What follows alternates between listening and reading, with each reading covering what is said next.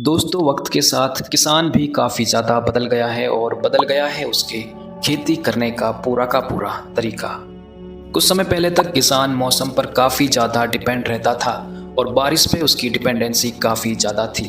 पर अभी दोस्तों फार्मर्स ने अपने फार्मिंग करने का जो तरीका है वो काफ़ी हद तक चेंज कर दिया है।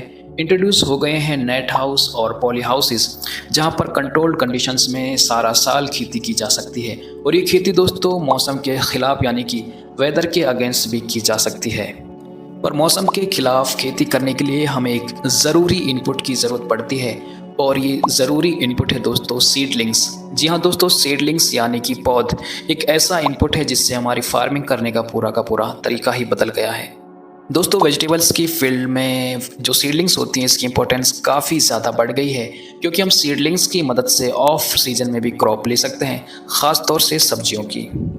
हम अपने खेत में मौजूद करंट क्रॉप का टाइम देख कर कि लगभग 1 महीने में ये फसल कट के तैयार हो जाएगी या पककर तैयार हो जाती है, उससे पहले ही हम किसी ऐसी जगह पर जैसे कि हाई टेक नर्सरीज़ में अपनी सीडलिंग्स बनने के लिए दे देते हैं। और जैसे ही हमारी मेन फील्ड खाली होती है तो जल्दी से हम अपनी फील्ड प्रिपेयर करके हमारे पास रेडी सीडलिंग्स होती हैं जो हम आसानी से लगाकर अपनी नेक्स्ट क्रॉप ले सकते हैं और अपना जो बीच का गैप होता है उसे काफ़ी हद तक सेव कर लेते हैं। सीडलिंग्स यानी पौधे की अपनी कई खासियतें होती हैं, इंपॉर्टेंस होती हैं, पर इसमें एक इम्पॉर्टेंट फैक्टर है दोस्तों हार्डनिंग।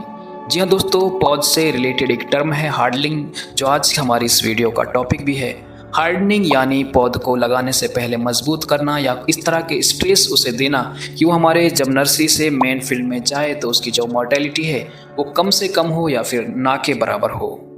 दोस्तों जब हम नर्सरी में अपनी पौध तैयार करते हैं तो कंडीशंस काफ़ी हद तक हमारे कंट्रोल में होती हैं।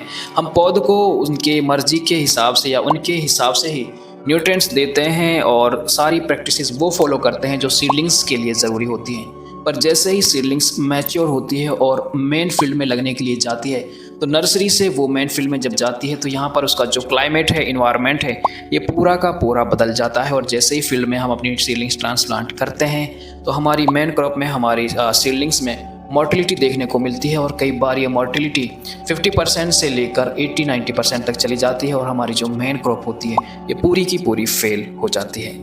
दोस्तों ये हार्डनिंग एक ऐसा प्रोसेस है, इसे हार्डनिंग ऑफ भी कहते हैं, कि अगर आप ये फॉलो करते हैं तो आपके मेन फील्ड में जो मोर्टिलिटी होती है वो काफ़ी ज़्यादा कम हो जाती है या फिर ना के बराबर होती है।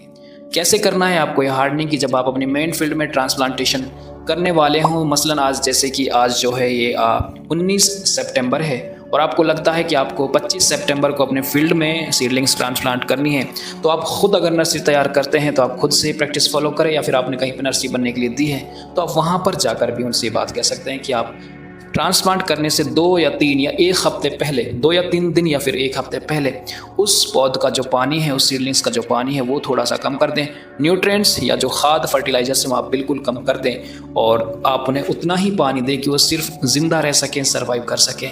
और आप उन्हें एक शॉक, एक स्ट्रेस दें ताकि वो अडेप्ट कर सके बाहर के जो हार्श क्लाइमेट होता है उसके हिसाब से अपना आप को ढाल सकें। और जब आप वो अपने फील्ड पे लेकर आएँ तो उनको आते ही डायरेक्ट ट्रांसप्लांट ना करें, कोशिश करें कि कम से कम 24 घंटे तक आप अपनी फील्ड कंडीशंस में उन पौध को, सीडलिंग्स को रखें और फिर इसे ट्रांसप्लांट करें। अगर आप ऐसा करते हैं तो आपकी मेन क्रॉप में जो मोर्टिलिटी होती है वो काफ़ी ज़्यादा कम हो जाएगी या फिर ना के बराबर हो जाएगी। सीडलिंग से रिलेटेड आपको और भी इन्फॉर्मेशन हम इस चैनल के माध्यम से देते रहेंगे, तो अगर आप चैनल पर पहली बार हैं तो सब्सक्राइब करके आप हमारी इस छोटी सी फैमिली का हिस्सा बन सकते हैं। धन्यवाद।